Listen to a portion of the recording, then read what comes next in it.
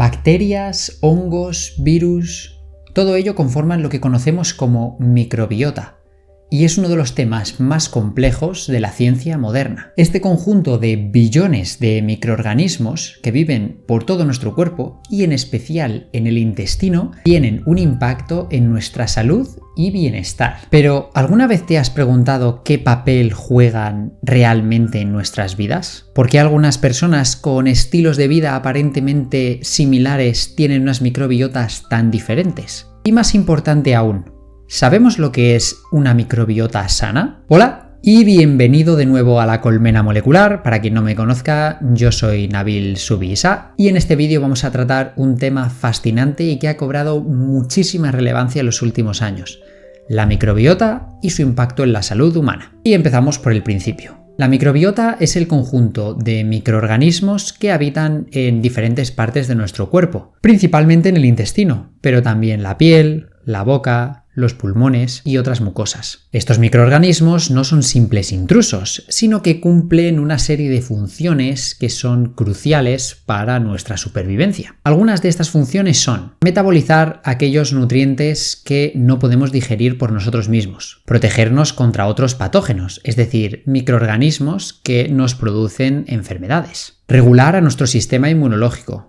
ayudándolo a su desarrollo. Influye en la producción de ciertas vitaminas, como por ejemplo la vitamina K y algunas del complejo B. Entonces, sabiendo qué es la microbiota y que sus funciones son esenciales para la vida, ¿sabemos en lo que consiste una microbiota sana? Una microbiota sana se caracteriza por una enorme variedad y diversidad de microorganismos. La verdad que esto realmente no nos dice nada. De modo que para definir mejor en qué consiste una microbiota sana existen ciertos patrones comunes. Número 1, que sea alta en diversidad, es decir, que la variedad de microorganismos sea grande. Número 2, rica en bacterias productoras de ácidos grasos de cadena corta, como por ejemplo el butirato. Y número 3, que sea estable. Respecto a este último punto, cabe señalar que la distribución de los microorganismos es única entre individuos y puede sufrir variaciones dentro de un mismo individuo. En el ser humano, la microbiota intestinal, por ejemplo, puede variar con la edad o factores ambientales. Además, no es lo mismo la microbiota en diferentes partes del intestino.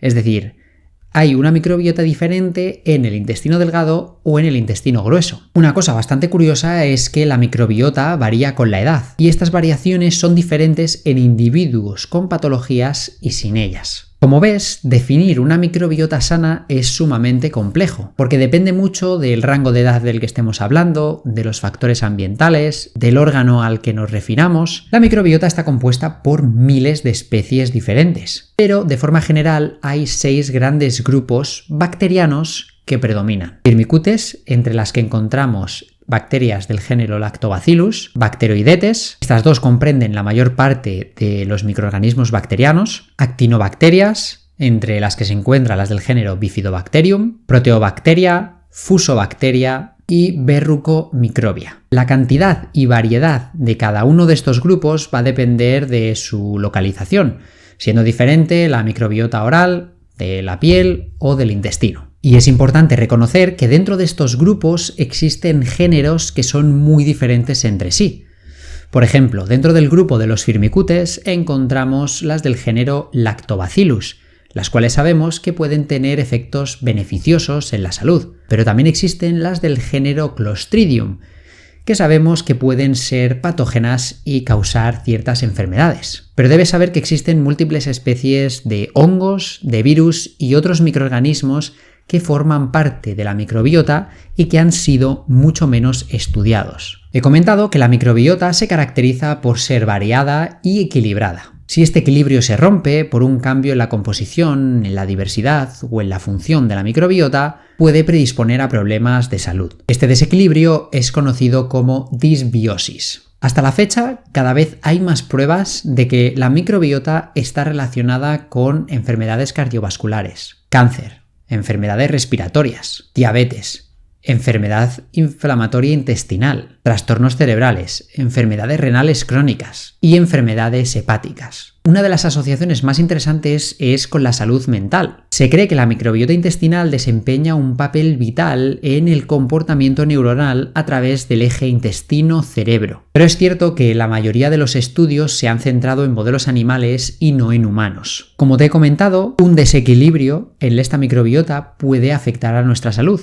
Y sabemos que la microbiota también está asociada a diversas enfermedades. Y este desequilibrio se puede ver afectado por diferentes factores. Vamos a ver cuáles son algunos de ellos. Número 1. Dieta inadecuada. La alimentación es uno de los factores más determinantes en la composición de la microbiota intestinal. Los diferentes tipos de alimentos que consumimos pueden favorecer o perjudicar la presencia de ciertas bacterias. Veamos cuáles son algunas de ellas. Dieta baja en fibra. Número 2. Dieta alta en grasas saturadas y azúcares refinados. Un consumo excesivo de alimentos ultraprocesados o el consumo de alcohol. Factor número 2 que puede afectar al equilibrio de la microbiota. El uso de antibióticos y medicamentos. Sabemos que los antibióticos son esenciales para combatir ciertas infecciones, pero uno de los efectos secundarios más notorios es la alteración de la microbiota. Los antibióticos no solo eliminan las bacterias patógenas causantes de la enfermedad, sino también aquellas bacterias beneficiosas, lo que puede reducir la diversidad bacteriana y favorecer el sobrecrecimiento de algunas bacterias resistentes que pueden causar daño, como por ejemplo el Clostridium difficile. Por otro lado, tenemos otros medicamentos que también pueden alterar la microbiota, como son los antiácidos o los inhibidores de la bomba de protones. También otros medicamentos que se incluyen en este grupo son los antiinflamatorios no esteroideos. Y por último, los tratamientos quimioterápicos. Otro factor importantísimo que afecta a esta diversidad bacteriana es el estrés crónico. El estrés tiene un impacto significativo en la microbiota intestinal a través del eje intestino-cerebro. Una conexión bidireccional entre el sistema nervioso central y el tracto gastrointestinal. El estrés crónico puede alterar la microbiota de dos maneras diferentes. El estrés aumenta los niveles de cortisol, lo que a su vez puede afectar a la motilidad intestinal, es decir, a los movimientos del intestino,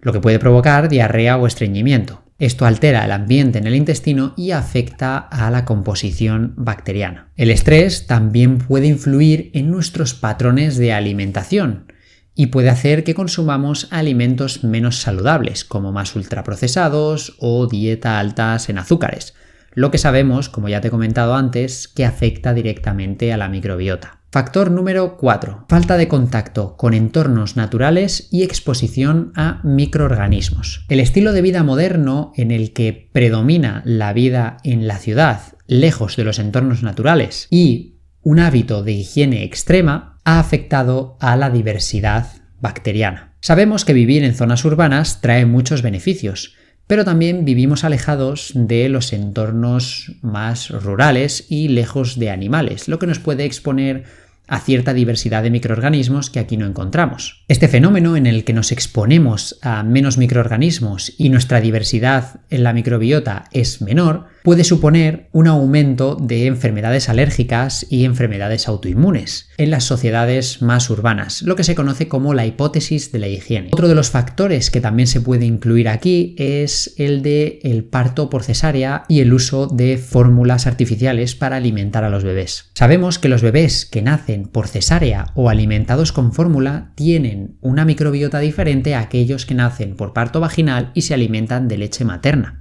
La microbiota en etapas tan tempranas se ha visto que es esencial para el correcto desarrollo del sistema inmunológico y para la salud a largo plazo. La falta de exposición a estas bacterias vaginales y en la leche materna puede predisponer a una disbiosis en etapas muy tempranas de la vida. De hecho, ahora la mayoría de fórmulas artificiales contienen probióticos. Por último, te quiero hablar sobre la conexión entre la microbiota y las alteraciones del sueño y los ritmos circadianos. Sabemos que los ciclos de sueño-vigilia y los ritmos circadianos afectan a diversas funciones corporales, incluida la microbiota intestinal. De hecho, la alteración del ciclo circadiano, por ejemplo en trabajadores nocturnos o en viajes en el que tienes jet lag, altera el metabolismo y la microbiota intestinal. Algunos estudios han demostrado que la falta de sueño o el sueño de baja calidad afecta negativamente a la diversidad bacteriana y favorecen cierta inflamación intestinal. A pesar de todo lo que hemos aprendido en los últimos años, lo cierto es que la microbiota sigue siendo un campo lleno de misterios. La composición de la microbiota puede variar enormemente de un individuo a otro,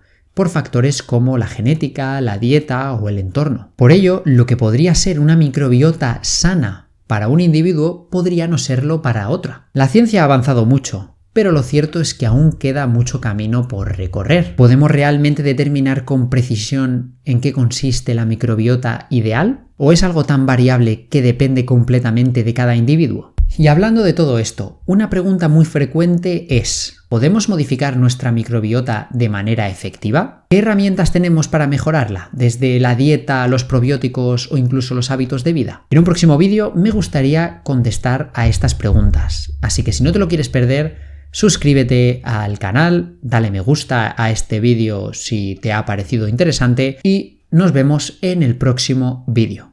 Muchas gracias por escucharme e interesarte por la ciencia. Hasta la próxima. ¡Chao!